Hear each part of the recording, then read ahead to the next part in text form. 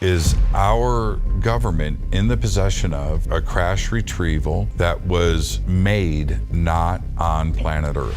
We have a pretty good idea where those things were taken. It's not a secret anymore that those things have been retrieved. They've been retrieved all over the world by special teams. They've been taken to the best labs. The Ukrainian researchers said, we see these UAP under all kinds of visible conditions, a lot of the time in lots of different locations.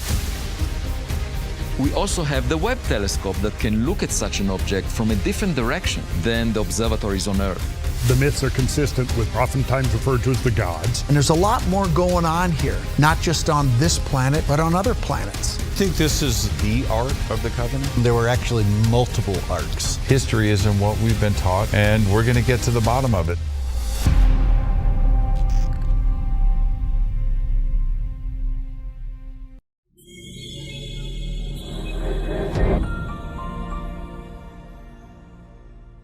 There's a famous quote from President Reagan's science advisor who said, "All government agencies lie part of the time, but NASA is the only one I've ever encountered that does so routinely." And I think that everybody could say from the origins of NASA that that's been the case. I mean, so in that book we really document a lot of the things that happened at NASA and what they said versus what reality was. And I'll talk about that quite a bit tomorrow. My second book was called The Choice, and it was basically about science and physics and astrology and astronomy and how it actually interacts and how these things affect each other. It had to do with something that Hoagland originally worked out called hyperdimensional physics, also worked out by another researcher named Errol Torin. And basically it talked about ruins on the planet Mars and various mathematical alignments between them and how those alignments actually focused on one number, 19.5 degrees, or 19.5 degrees as Hoagie likes to put it, which had to do with a tetrahedral pyramid sort of encircled by a sphere. And this had something to do with primary basic physics,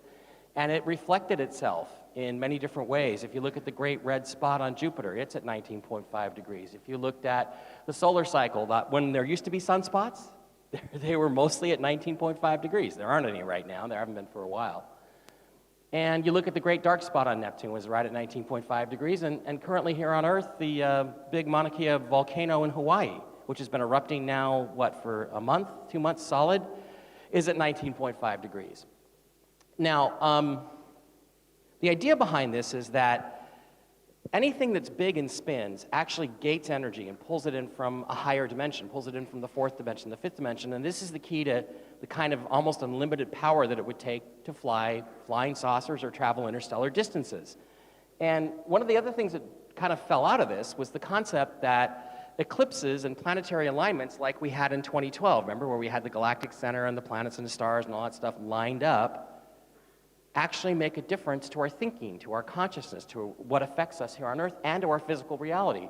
One of the examples is in May 2012, we had an eclipse that basically started in the east, it traveled across, total solar eclipse, and ended up in the west, and the exact position of the maximum eclipse was actually dead on the international dateline. In other words, the biggest, most intense aspect of this was the right dividing line between east and west. Now, what does this mean? Well, according to the experiments, what it likely means is that the east and the west are going to become more balanced. We've had a very Western-dominated world for about 5, 6, 7 decades, and now what should happen is we should get into more balance. And as you look at what's going on around the world, I think that that's kind of playing itself out politically. I think the Chinese are going to get more, have a bigger role in the world's financial system than they have in the past. The U.S. is going to pull back the petrodollar. Things are going to happen that are going to change our ways of thinking. And the possibility of that being a coincidence is zero. It's absolutely zero. That was either the international dateline was placed there because they knew this eclipse was coming, or there is a resonance in the force, in the physics that we use, that basically said, okay, we're going to rebalance you a little bit more. Now, as another example, we had eclipse in 2017 where it basically cut across the U.S. and cut the U.S. in half, this total solar eclipse. Now, if you look at our political situation right now, I would say that's probably where we're at. We're divided 50-50. It actually divided us. And the interesting thing is that when this eclipse passed the 19.5 degree latitude, there were these 3 tropical storms that had started up and fizzled out. The eclipse happens, it crosses this latitude, and then when those storms hit that latitude, they fired up and became 3 hurricanes. Nobody's really ever seen this sort of thing before. It was the eclipse itself which pumped the energy into the weather system and started the eclipse. Now again, these things are keys to us to figuring out how do we harness the power that we're going to need to go to the stars. So the next thing I wrote was Ancient Aliens on the Moon, and as Steve pointed out, we picked out this cover because the original cover, my publisher David Hatcher Childress did not think it was, he thought it wasn't frightening enough to small children, so we decided to go with this cover instead. I used to take the cover cards, and I would, when my brother was asleep, I would sneak in and tape one to his lamp, so when he rolled over and woke up, the alien face would be right there and scaring him. And this was just basically about ancient alien artifacts on the moon. There's a lot of pictures like this. There's simple photographs taken by the Apollo astronauts from orbit. There's also shots taken from various orbiters that were during the Apollo period of the 1960s. And when you take some of these shots, you notice that there's an awful lot of stuff in the background. You see that there's these white dots. Now, these white dots could be various different things. They could be dust, they could be scratches, they could be lint, they could be any number of things on these images, but when we enhance the background, when we brighten them up a little bit, what we found is that it actually had structure, that it actually looked like something, that it actually looked like some kind of construction over the surface of the moon. And as you look at this, it's pretty bizarre stuff. And we looked at the actual analog negatives, and they were perfect. These are not scratches on the negatives, these are not scratches on the prints, they're something else. And they actually have a look of construction. Now, as an engineer, these things caught my eye. I was an aerospace engineer for years because everything was spaced properly, everything was supported properly. It looked like this was actually built by someone. And what we eventually determined, based on the work of an architect who took a bunch of these things and plotted them in computers, was that it's some sort of lattice work like this. It's made of some sort of crystal material or probably lunar glass. Now, why would you do that on the moon? Well, the answer is because it would make a perfect meteor shield. The lunar glass has no moisture in it, therefore it's almost as strong as steel is. So when you have that, that's a perfect thing, very lightweight, to build a meteor shield out if you're operating on the moon. The question is, of course, who was operating on the moon and why? What were they doing? Here's the best shot. This is, to my mind, the biggest proof, because when you look at the moon, if you believe what NASA says, the moon has no atmosphere, it has no glass structures on it, but then that edge should be absolutely sharp, and that should be absolutely black. But as you can see on this Apollo 15 shot, it's not. You can see this glowing, gauzy haze, which looks exactly like an atmosphere. It can't be there. Therefore, it's one of two things. It's either these giant glass structures, or the moon really does have an atmosphere, and NASA lied to us about that. Either way, they lied.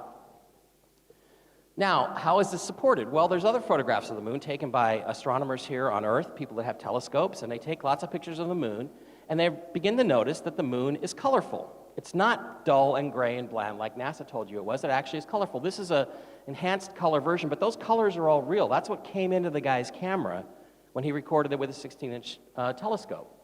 So it's purple, it's blue, there's lavender colors. Here's another shot by another astronomer of the crater Copernicus.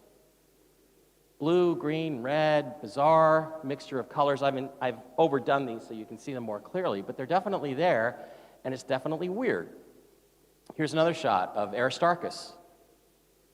Also, if you look at some of these craters in some images, like Aristarchus here, it doesn't really look like a crater. It looks like some sort of spoke wheel, spiral structure. It's weird, weird, weird looking stuff. So, this is what NASA wants you to think the moon looks like. They want you to think it's dull and bland and gray like you saw on National Geographic back in the day, right? Remember those shots originally from the moon? That's what they want you to think it looks like. In reality, it looks like this. This is the same picture with the color amplified. Again, you lose a little bit of tone, of resolution here, but basically you've got purple, pink, red, there's some orange soil around here.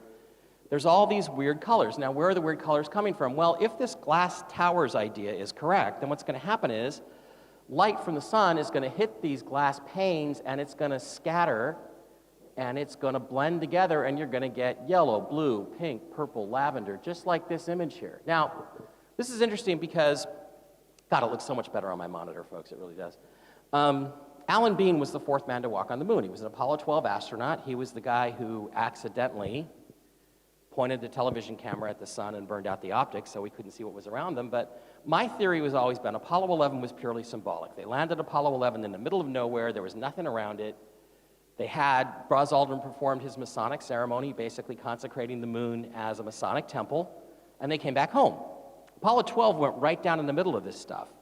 And the reason that they knew where to go was because they had landed a surveyor there right in the same spot a few years before, so they knew the path that they could go to get through and not hit any of this stuff.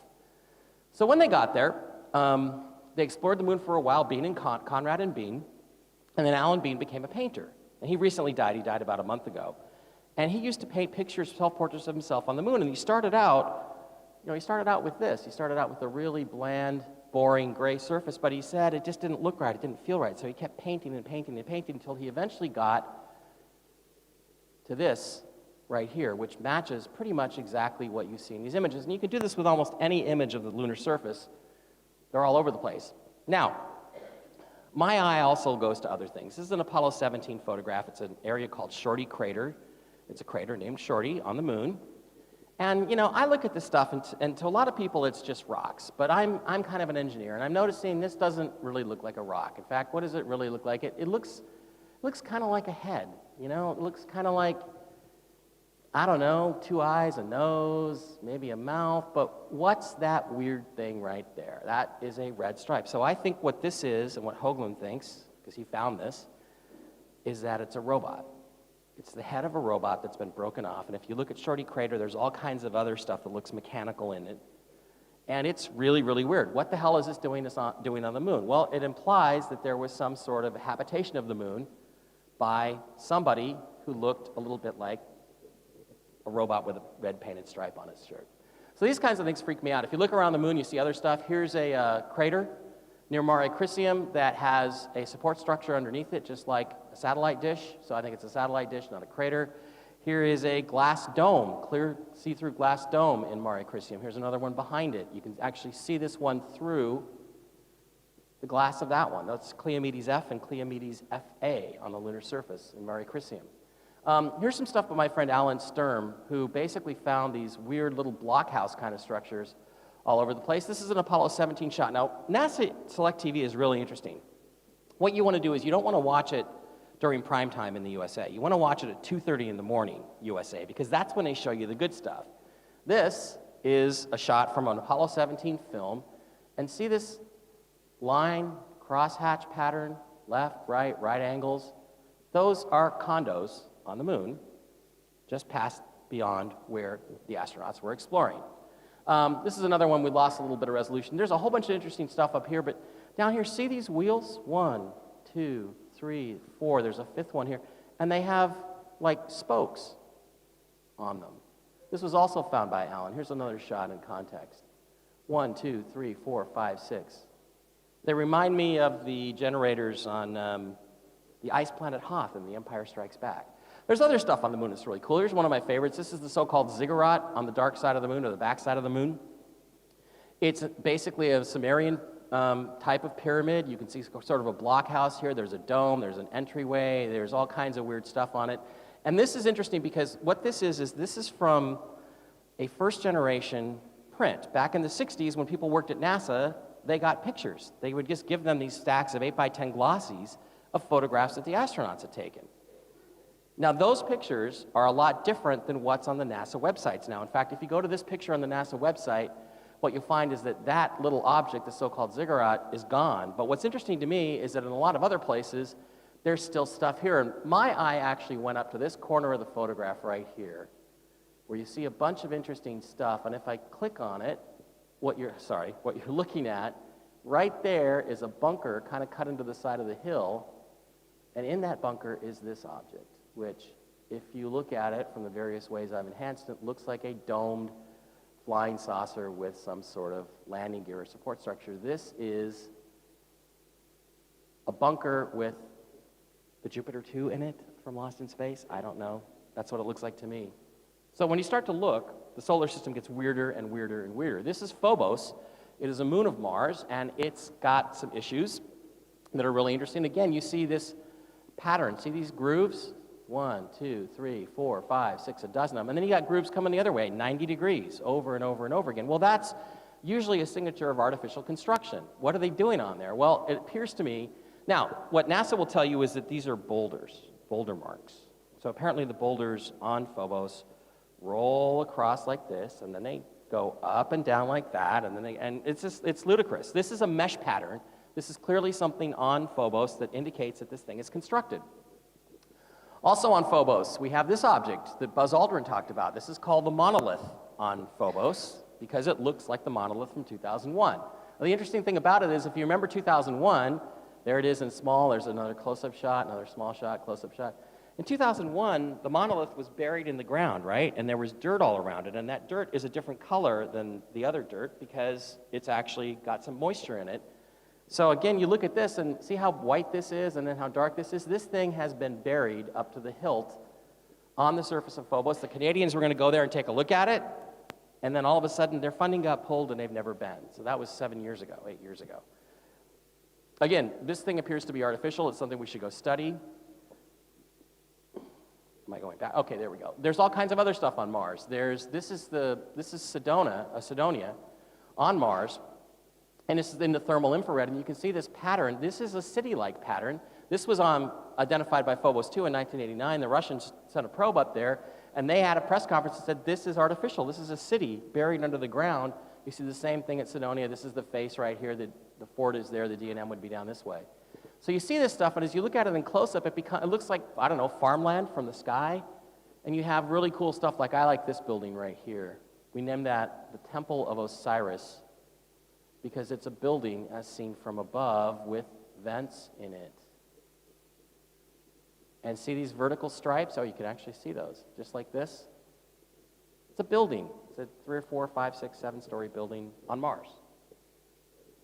One of my favorite things, and I'm going to talk about this tomorrow if I have time, is this so-called Parrot City area. Now, there's people that think that on Mars that there are glyphs, like at Nazca. Like some people think they see a parrot, there's dolphins, there's kings and queens, there's all kinds of interesting stuff. I don't really buy that, but this area here was considered part of the parrot. But as we looked deeper, I looked over here and I said, well, that's the parrot. Screw the parrot. What is all this stuff? Because again, I see straight lines. When I see straight lines, nature doesn't very often operate in straight lines. Remember that line from the movie Prometheus? Did you guys see? No, not Prometheus. What was it? Yeah, Prometheus. Remember that line? God doesn't operate in straight lines. Well, he does sometimes, but not very often. But I see a street, and a street, and a street, and a street, and a street, and it's like they're all lined up and they're all parallel to each other. And as I looked at this, I'm like, this is pretty weird. What's this here? This looks like it used to be waves. It's all dried up. So what I began to think was that this was a city that was like on the ocean or a river or a lake. And this is the wave action from the water. And as you zoom up on this stuff, you can see that these are the roads. These blocks are the size of typical houses. They're 2,000 square foot houses. You have this thing, it looks like a collapsed pier. There's cross bridges going across. If you zoom up on them, here's one of them. You can see there's support girders underneath it. It looks like a city. Here's, again, this is a single family residence with a backyard right there. There's another area. This looks like some sort of factory facility. See this, how this is blocked out?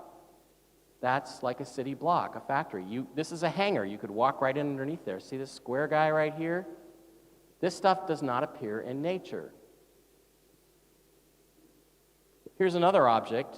There's a platform that it's resting on. And then there's this large machine with holes in the front. And there's a hose that goes all the way up to this thing, which to my mind looks a little bit like a school bus. But I'm not going to say it's a school bus on Mars. I'm just saying it looks like a school bus. And then over next to it, there's this guy, the potato bug. I don't know what that is, but it's pretty weird. It's a big tube of some kind or a storage tank. There's pipes coming in and out of it. There's parallel pipes all along. There's cross supports. Here's another hose coming right into the rear end of it. I don't know what it's for. It looks like some kind of mining operation to me, but it's very, very old. It's very, very ancient. It's very, very ruined. So in this whole area, and that stuff, by the way, is right around in here, there's been a couple different photos. The original NASA photo showed this area here as black. You could see that there were streaks, but it's all black, and I'm like, well, why is it black? What they did is they took the image, they flattened it, they stretched it out, and then they took a black marker to it and blacked it out. Now, why did they black it out? Well, they blacked it out because of this. This area here corresponds to this. That, which looked like some sort of a dock, is obviously just part of this, which is a retaining wall. If you look at this retaining wall, you can see that there's grooves in it. It goes like this.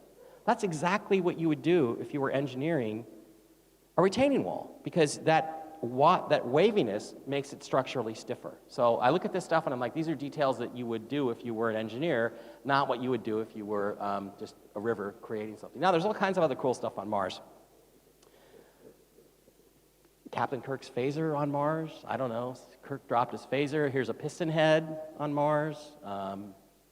Here's a bunch of other junk. There's a wheel with a valve stem in it. Here's some empty boxes. Here's some plates. Anybody drop their paper plates? There's a wrench, a weird bent wrench. Cowbell. Anybody need a cowbell? Mars needs more cowbell. And then there's this, which I'm not commenting on other than to say it looks like a cat, doesn't it? Does it not look like a cat? Am I wrong? Come on. I'm the one who should be sleepy. Come on. Looks to me like a cat. In fact, looks to me like a cat playing air guitar on Mars. He's 65 feet tall. This alcove is cut out for him. Now, there's nothing else on this image. This is a very high-resolution Mars Reconnaissance Orbiter image. There's nothing else on it that looks artificial at all, but there's this thing. What is this thing? I don't know. All I know is it does not belong there. Anyway, then I moved on to Ancient Aliens and Secret Societies. We talked a lot about the Younger Dryas impact event, how it hit the Earth, probably caused the Great Flood, the 40 days and 40 nights. A comet hit the polar ice caps and threw so much water into the sky that it rained for 40 days and 40 nights, basically wiped out most of human civilization. From there, I went looking for Noah's Ark. There's a great site in Turkey called the Darunapar site. Darunapar site, which looks, now, geologists say this is natural, okay? Yeah, it looks like a boat. It actually, the funny thing is it fits the exact dimensions of the ark in the Bible, as given in the Bible, literally almost to the inch. So you got that. It tells the story of these weird beings called the Watchers, who were some sort of beings from another world, as depicted in the film Noah. They were here from space. They were obviously star beings of some kind. I looked into things like the glyphs at Abydos in Egypt. And when you look at these things, people say these are fakes. These are not fakes. This is the real glyph. It's basically an earlier stela that was carved in here that from some other material in front of it fell off. And you can see stuff in here that look like machines. And the interesting thing about this whole area is that what it's talking about in the hieroglyphs is war. It's talking about wars that were fought by previous pharaohs. And when you actually look at them, well, this one looks like a tank. This one looks like a helicopter.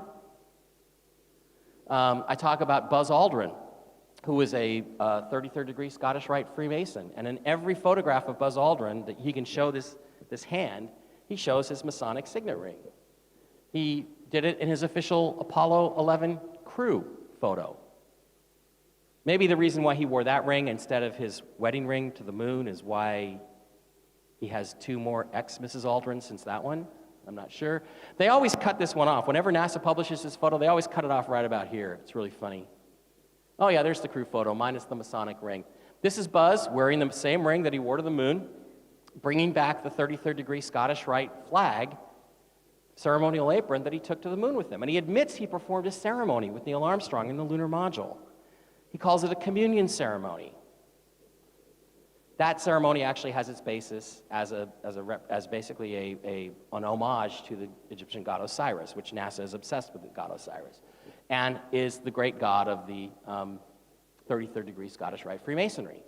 So they consecrated the moon as a Masonic temple way back in Apollo 11. Here's a shot of the Apollo 11 actual program patch, which, as you can see, has Orion on it. I guess that's supposed to be Apollo. Apollo's Greek, Orion is Egyptian. Why is Orion on this patch? I don't know, but then later on they created a program called Orion. They have a new program called Orion. Orion means Osiris. Somehow NASA is obsessed with this guy, Osiris, this ancient Egyptian god. Then we're inside of NASA. One of the things I talked about in Dark Mission is that there were basically 3 secret society factions. There was the Nazis, the Masons, and what we call the magicians. The magicians were the followers of Aleister Crowley, who worked at JPL, Jet Propulsion Laboratory in Pasadena. There's a new show on CBS All Access called Strange Angel, which is supposed to be about Jack Parsons, who was the guy that founded this particular part of JPL. And it's really interesting because what you see is things like this. When they landed a lunar module, they named one Orion, Apollo 16, so they named it basically Osiris, his Egyptian god. They landed it on the moon, and when they landed it, they had this, again, this magical 19.5 degrees number. The belt star Mintaka of Orion was exactly 19.5 degrees above that landing site. And the date of that landing was April 20th. So, folks, thank you for coming tonight. I hope you got your money's worth.